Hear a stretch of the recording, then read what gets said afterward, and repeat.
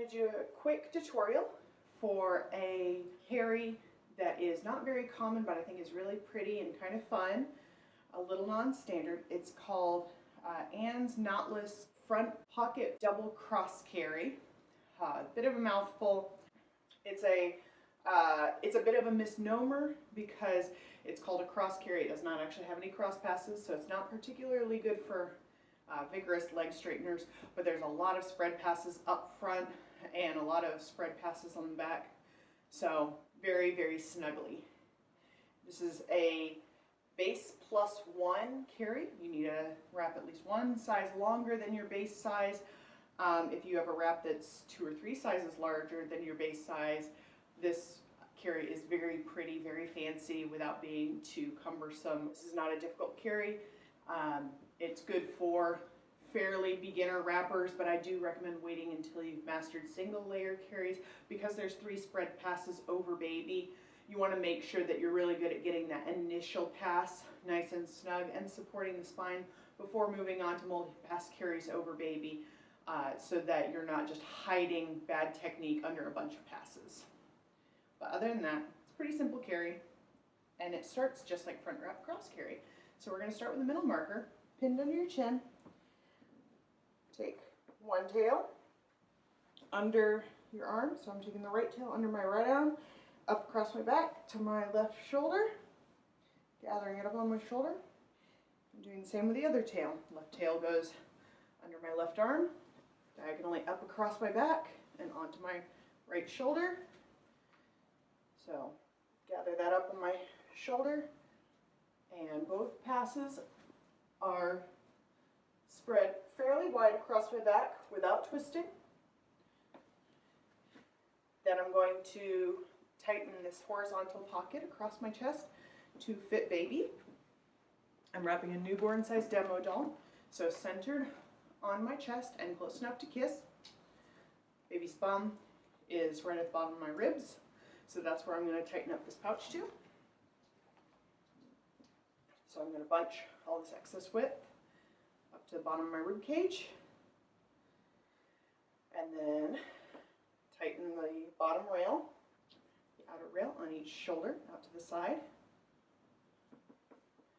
so that when I let go of this, it sits at that same, right at the bottom of my rib cage. It's not drooping down to my hips. This is fairly snug. It's not falling down, but I can reach my hand through it. So there's enough room for baby. Babies don't take up as much room as you think they do. Now I'm going to take my baby and put them on my shoulder, reach up through that pouch with my other hand and grab baby's feet and lower baby down to the center of my chest, upright, and pull that top rail up over baby's back. With a small infant, you'll want that top rail up to the nape of their neck, just below their ears. Once they're well on their way to sitting independently, it can be right under their armpits. But I think this carry shines arms in. All right, so I'm going to start by making sure the seat is good by kind of scooping my hand down their bum and scooping their pelvis up. This can help. It can help if you lean forward a little bit, so baby kind of sinks into that seat. You want their knees higher than their bum and their pelvis naturally tucked to support that curve in their spine. And then I'm going to tighten up this top rail to support their neck on both sides. So I'm going to take one top rail over my shoulder, pull it up and behind me. And if it's not moving, I'm going to pull it a little bit more to the side instead of up. But the important thing is that it's behind me. And pulling that taut, I'm going to hold that down on baby's back while I do the other side. Top rail behind me, either up or to the side. To the side is especially good if it's digging into your armpit. All right. Nice, snug, supportive top rail, supporting baby's head. So I'm going to start with one tail. I'm using the tail on my right to start with. Normally front wrap cross carry is going to cross diagonally across your body.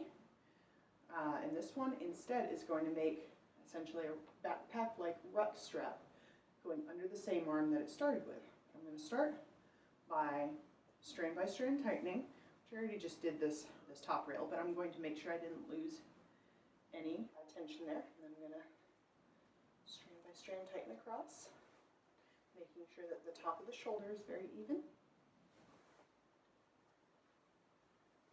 Now, this needs to spread across my back, but it also needs a twist as it does it. So I'm going to reach behind me with my left hand, and as I'm passing this under my right arm, I'm only grabbing the top rail with my left hand and spreading that top rail up over my back, keeping the other strands in my right hand so I don't lose all that strand by strand tightening I just did. But I want to spread that high on my back, and then after I've done that, I'm just going to pin it under my left arm while I reach back and grab those bottom strands and bring the whole width across my back. So now there's a little bit of a twist under my arm, but you can see that the top rail that's on top of my shoulder, which on this wrap is the darker red rail, is also the top rail across my back and back up front.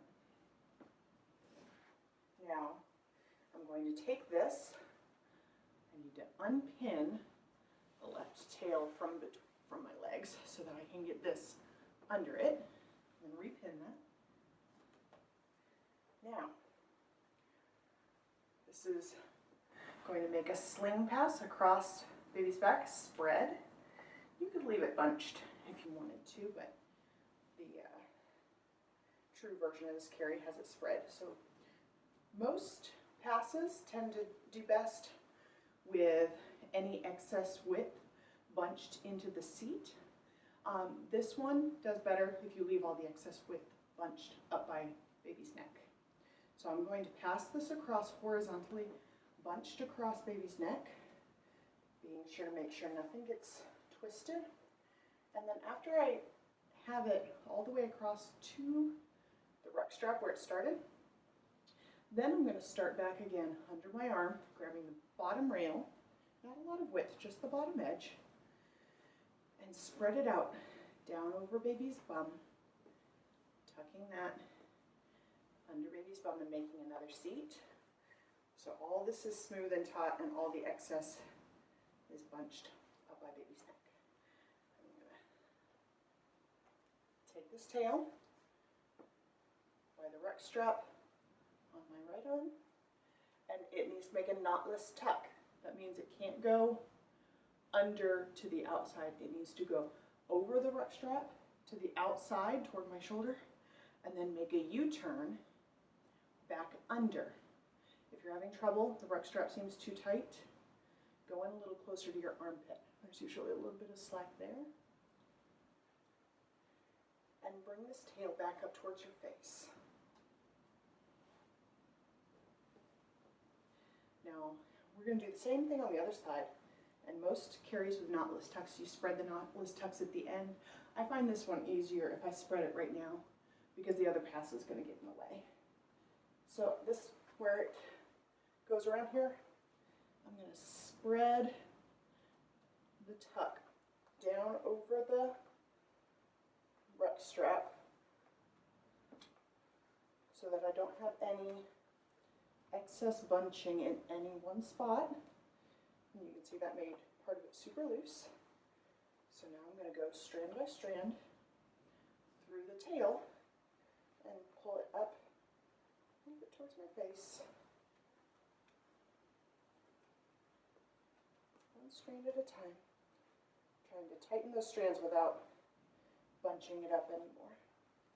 So it's nice and smooth. If you feel one spot that's digging under your armpit, it's probably a bunch of width bunched in one spot and you want to spread that out. So now I'm going to do the same thing with the other tail. It's been pinned between my legs the whole time. I'm going to strand by strand tighten so that this feels very even on my shoulder.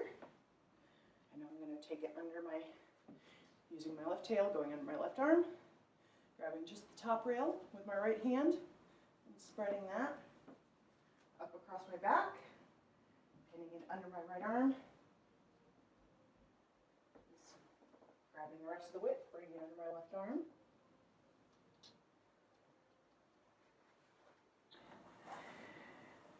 Smooth that out a little bit. Make sure you go under this tail that's hanging. Going up across. Right at baby's neck, keeping it smooth and untwisted. And then pulling down, starting under my arm. Just a little bit of width. Just spread it over baby's bum and tuck to make a third seat.